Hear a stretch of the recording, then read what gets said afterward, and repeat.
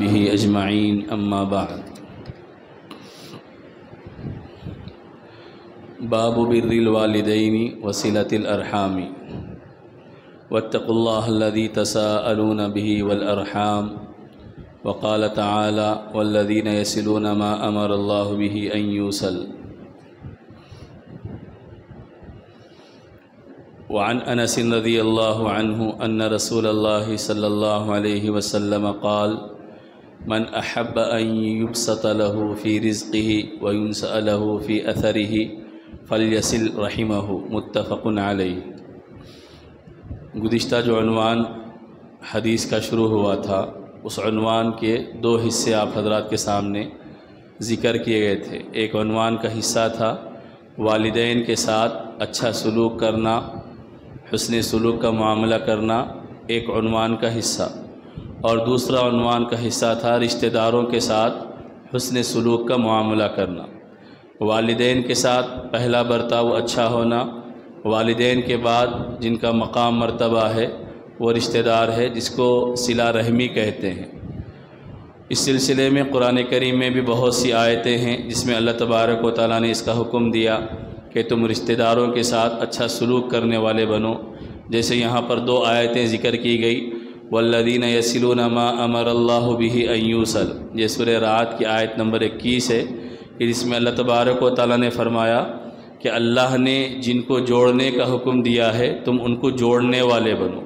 یعنی اللہ نے رشتہ داری کو جوڑنے اور رشتہ داری سے تعلق کو مضبوط کرنے کا حکم دیا ہے، تو لہذا اللہ کے اس حکم کو پورا کرنا ہر ایمان والے کی ذمہ داری ہے۔ اس کے علاوہ بھی قرآن کریم کی بہت سی آیتیں ہیں جس میں اللہ تبارک و تعالیٰ نے رشتہ داروں کے ساتھ اچھا سلوک کرنے کی تعلیم دی اور رشتہ داروں کے ساتھ بدسلوکی کرنے سے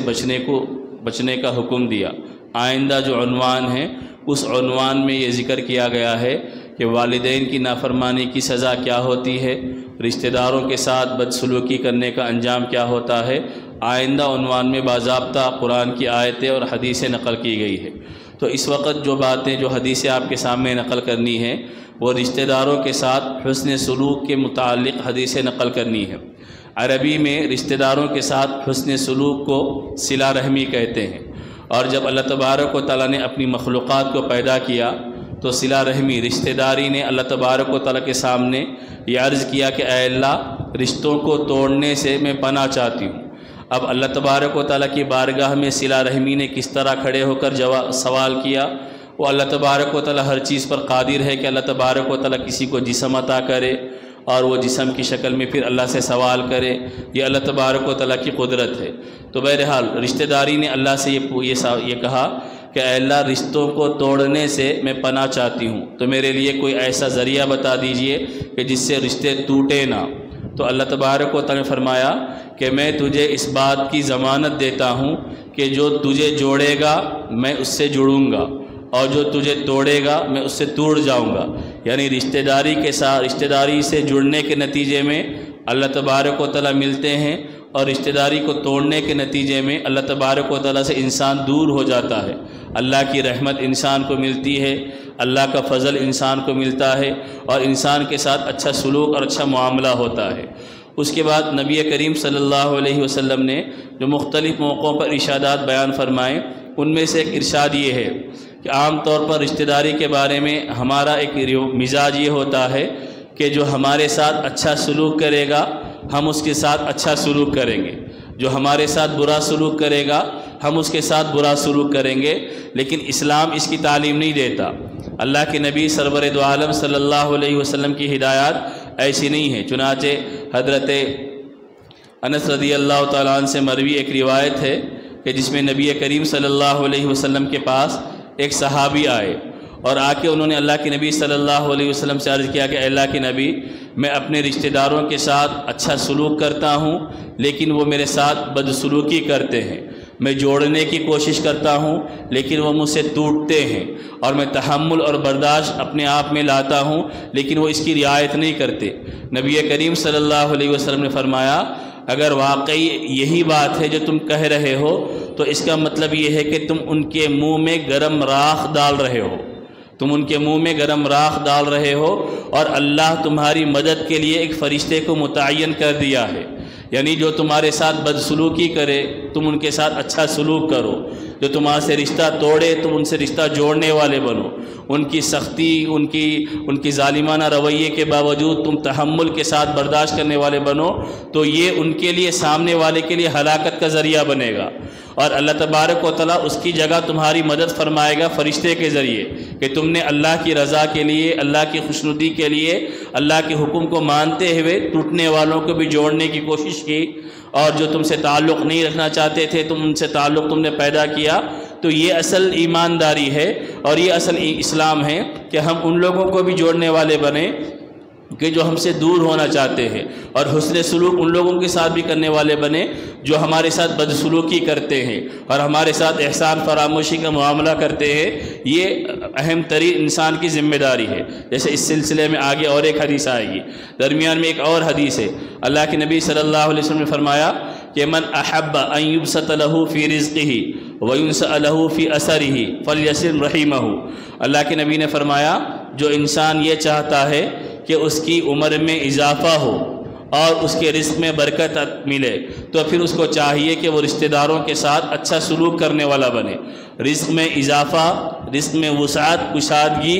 اور عمر میں اضافہ، تو اس کے لیے نبی کریم صلی اللہ علیہ وسلم نے جو طریقہ بتایا ہے وہ طریقہ یہ ہے کہ تم رشتہ داروں کے ساتھ اچھا سلوک کرنے والے بنو، تو اس کے نتیجے میں اللہ تمہارے رزق میں بھی برکت دے گا اور تمہاری عمر میں بھی برکت عطا فرمائے گا۔ آدمی جن لوگوں کے ساتھ حسن سلوک کرنے کی تعلیم دی گئی ہے، اگر ان کے ساتھ حسن سلوک کرے گا تو پھر اللہ تبارک و تعالیٰ اس کے اثرات دنیا کی زندگی میں یہ ظاہر فرماتے ہیں کہ اللہ اس کے رزق کو کشادہ کر دیتے ہیں اور رزق کو وسیع کر دیتے ہیں۔ حدیث میں یہاں تک اللہ کے نبی نے فرمایا کہ اگر تمہارے گھر میں کوئی کمزور ہے،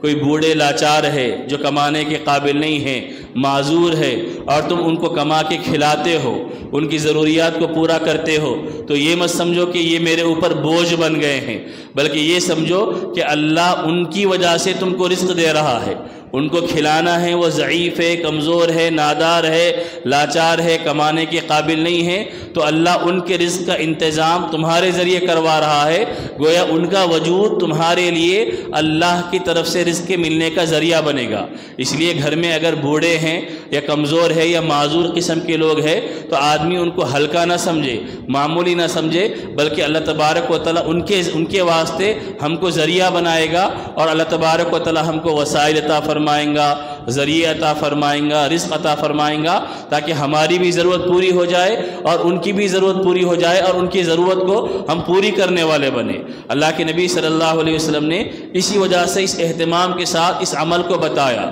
کہ رزق میں برکت کیسے ہوگی۔ رزق میں برکت کے لیے آپ گھر میں رشتہ داروں کے ساتھ حسن سلوک نہ کرے، ماں باپ کی نافرمانی کرتے رہے اور یہ چاہے کہ مجھے زیادہ سے زیادہ مال مل جائے، میرے رزق میں برکتیں آ جائے، تو برکتیں نہیں آئیں گی۔ آپ دنیا والوں کے ساتھ کتنا بھی اچھا رہو، لوگوں کے ساتھ، عام لوگوں کے ساتھ کتنا بھی بہتر سلوک کرنے والے بنو، لیکن ماں باپ کی نافرمانی کرتے رہیں گے۔ جو قریبی رشتہ دار ہے ان کے ساتھ جو اچھا سلوک کرنے کی تعلیم دی گئی ہے، وہ محتاج ہے، مسکین ہے، ضرورت مند ہے، لیکن اس کے باوجود بھی ہم ان کے ساتھ اچھا سلوک نہیں کریں گے تو ہمارے رزق میں برکتیں نہیں ہوں گی، عمر میں اضافہ نہیں ہوگا۔ اگر عمر میں اضافہ اور رزق میں برکت انسان چاہتا ہے تو نبی صلی اللہ علیہ وسلم کا بتایا ہوا طریقہ یہ ہے کہ انسان رشتہ داروں کے ساتھ حسن سلوک کرنے والا بنے، صلہ رحمی کرنے والا بنے۔ اس کا پہلا درجہ ماں باپ ہے، اس کے بعد کا درجہ بھائی بہن ہے، اس کے بعد چچا، اور اس کے بعد خالہ پھوپھی، جو سگے رشتہ دار جن کو نسبی رشتہ کہتے ہیں، جن کے وجود میں آنے کے بعد، انسان کے پیدا ہونے کے بعد ماں باپ کے ذریعے جن کا رشتہ لگتا ہے اور بنتا ہے، اس کو صلہ کہتے ہیں، نسبی رشتہ کہتے ہیں۔ تو پہلے حقدار یہ ہے کہ ان کے ساتھ اچھا سلوک کرنے والے بنے۔ ہمارے معاشرے میں کتنے ہمارے قریبی رشتہ داروں میں ضرورت مند ہوتے ہیں، پریشان حال ہوتے ہیں، ہم اپنی زندگی پرعیش آرام و راحت کے ساتھ گزار رہے لیکن کوئی ان کا پرسان حال نہیں ہوتا، تو اس کے نتیجے میں اللہ پھر ہم سے مواخذہ کرے گا اور پکڑ کرے گا۔ اس کے بعد درمیان میں ایک اور حدیث والدین سے متعلق ہے، بڑی اہم حدیث ہے۔ ایک صحابی اللہ کے نبی صلی اللہ علیہ وسلم کے پاس آئے اور آ کے انہوں نے عرض کیا کہ اللہ کے نبی، میں آپ کے ہاتھ پر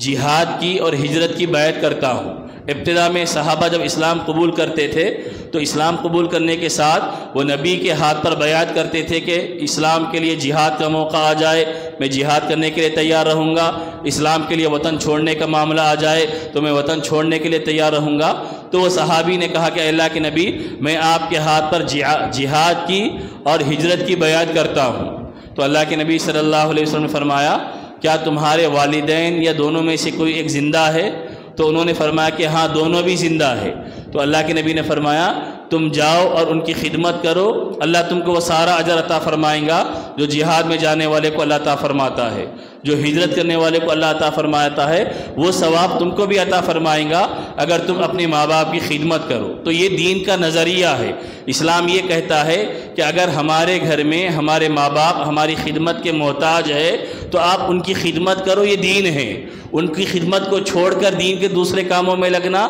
یہ اپنی خواہش کو پورا کرنا ہے، اپنی مرضی کو پورا کرنا ہے۔ ماں باپ بیمار ہے، ماں باپ کی خدمت کرنا، بیوی بیمار ہے، بیوی کی ضروریات کو پوری کرنے کی فکر کرنا، یا اپنے قریبی گھر میں کوئی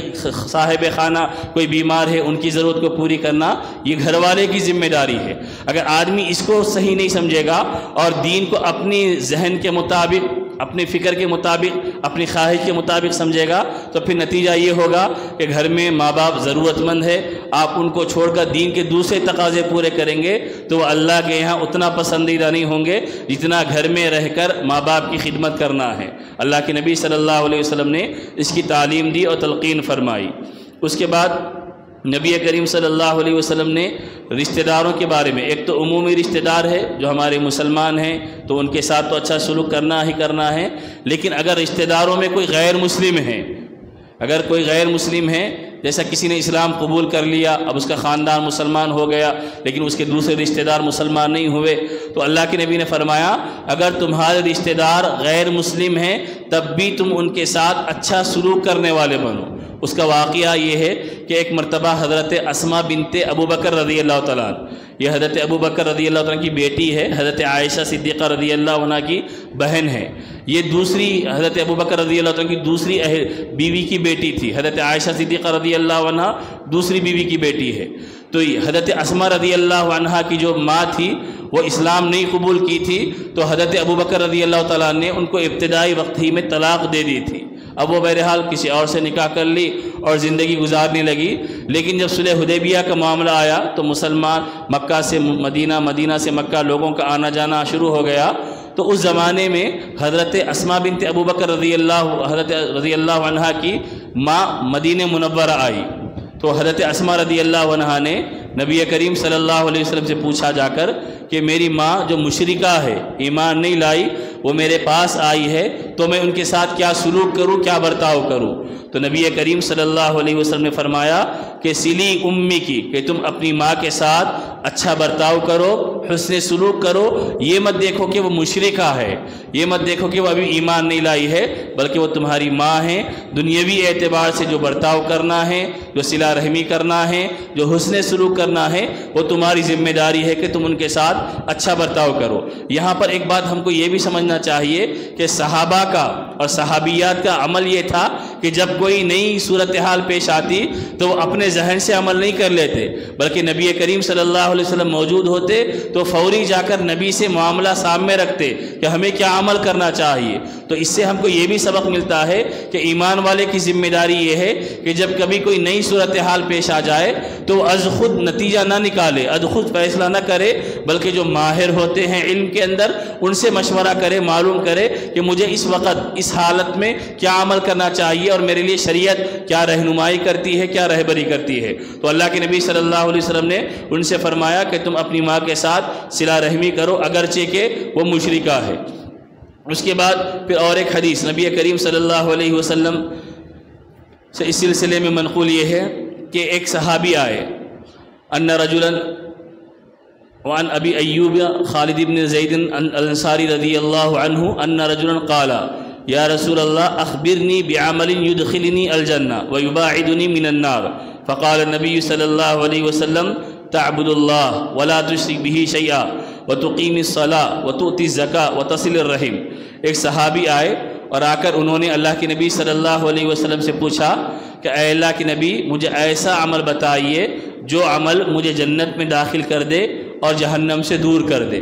اللہ کے نبی صلی اللہ علیہ وسلم نے مختلف صحابہ کے سوال پر مختلف موقعوں پر الگ الگ جوابات عطا فرمائے۔ اس موقع پر جو صحابی نے پوچھا تو اللہ کے نبی صلی اللہ علیہ وسلم نے ان کو چند اعمال، چند کام بتائے کہ جس کے کرنے کے نتیجے میں بندہ جنت میں داخل ہوتا ہے اور جہنم سے دور ہو جاتا ہے۔ ان میں پہلا کام یہ ہے تعبد اللہ کی عبادت کرنا۔ دوسرا کام یہ ہے ولا تشرک بہ شیئا، کسی کو اللہ کے ساتھ شریک نہیں ٹھہرانا۔ وتقیم الصلاۃ، تیسرا کام نماز کو قائم کرنا۔ وتؤتی الزکاۃ، چوتھا کام زکوٰۃ کو ادا کرنا۔ پانچواں کام جو اصل اس عنوان کے تحت ہے وہ یہ تصل الرحم، کہ رشتہ داروں کے ساتھ اچھا سلوک کرو۔ اگر تم یہ 5 کام کر لو گے، اللہ کی عبادت کرنا، شرک سے بچنا، نماز کو قائم کرنا، زکوٰۃ کو ادا کرنا، رشتہ داروں کے ساتھ حسن سلوک کرنا، یہ کام اپنی زندگی میں لا لو گے تو جنت میں داخل ہو جاؤ گے اور جہنم سے اللہ تبارک و تعالیٰ تم کو دور کر دے گا۔ یہ نبی کریم صلی اللہ علیہ وسلم نے بتایا۔ اور ایک حدیث آگے اللہ کے نبی صلی اللہ علیہ وسلم کی یہ ہے کہ اذا افطر احدکم فلیفطر علی تمر، کہ جب تم افطار کرنے بیٹھو تو کھجور سے افطار کرو، اگر کھجور نہیں ہے تو پانی سے افطار کرو، اس واسطے کہ پانی پاکیزگی کا ذریعہ ہے۔ اور پھر اس کے بعد اللہ کے نبی صلی اللہ علیہ وسلم فرمایا الصدقۃ علی المسکین صدقۃ وعلی ذی الرحم ثنتان صدقۃ وصلۃ،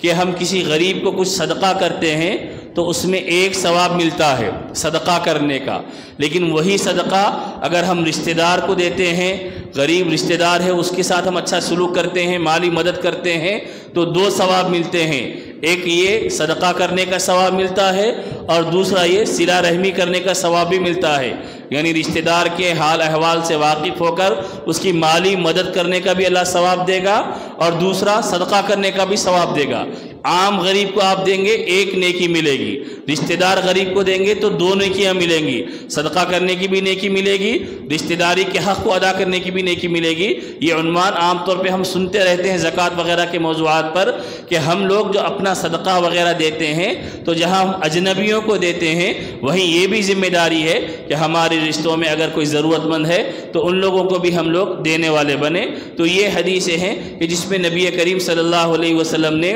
رشتہ داروں کے ساتھ حسن سلوک کرنے کی تعلیم دی، رشتہ داروں کے ساتھ اچھا برتاؤ کرنے کی تعلیم دی۔ یہ نہیں ہے کہ جو مجھ سے اچھا برتاؤ کرے میں اس سے اچھا برتاؤ کروں گا۔ اللہ کے نبی نے فرمایا تم اللہ کے لیے، اللہ کی رضا اور خوشنودی کے لیے، اللہ کو راضی کرنے کے لیے عمل کرو گے تو اللہ تمہارے لیے فائدے ہی فائدے عطا فرمائیں گا۔ جو توڑتے ہیں، نعتوں کو توڑتے ہیں، اس کا نقصان وہ خود بھگتتے ہیں، وہ خود نقصان اٹھانے والے بنتے ہیں۔ ہمارا اسلام جوڑنے والا، ہمارا اسلام محبتوں کو پیدا کرنے والا، معاشرتی زندگی کو بہتر بنانے والا ہے۔ آپ گزشتہ کئی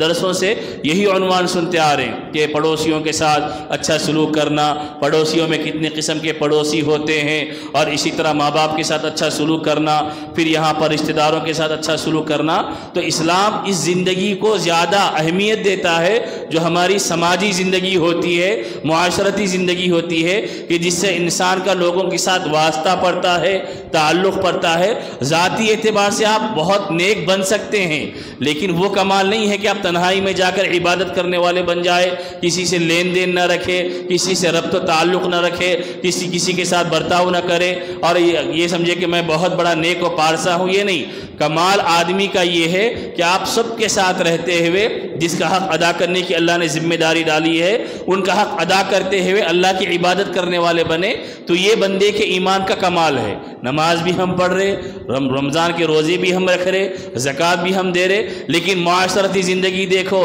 تو پڑوسیوں کو ہم سے تکلیف ہے، رشتہ داروں کو ہم سے تکلیف ہے، ماں باپ ہمارے طرز عمل سے ناراض ہے، تو ہماری عبادتیں اللہ کے یہاں قابل قبول نہیں ہوں گی۔ یہ ساری کی ساری کل قیامت کے دن ہم سے اللہ سے اجر کا مطالبہ کرنے والے حقوق ہوں گے، جو اللہ کے سامنے سوال کریں گے کہ اللہ ظاہر میں تو دیندار تھا لیکن ہمارے ساتھ اس کا معاملہ اور برتاؤ یہ تھا۔ تو ہماری ذمہ داری یہ ہے ہم رشتہ داروں کے ساتھ اچھا سلوک کرنے والے بنے، اللہ دنیا میں بھی انعام عطا فرمائیں گا، اجر عطا فرمائیں گا، اور آخرت میں بھی اللہ تبارک و تعالیٰ اس کا بہترین صلہ ہم لوگوں کو عطا فرمائیں گا۔ دعا فرمائیں کہ اللہ تبارک و تعالی صحیح علم و عمل کی توفیق عطا فرمائیں۔ سبحان اللہ بحمدہ، سبحانک اللہم بحمدک، ونشہد ان لا الہ الا انت، ونستغفرک ونتوب الیک۔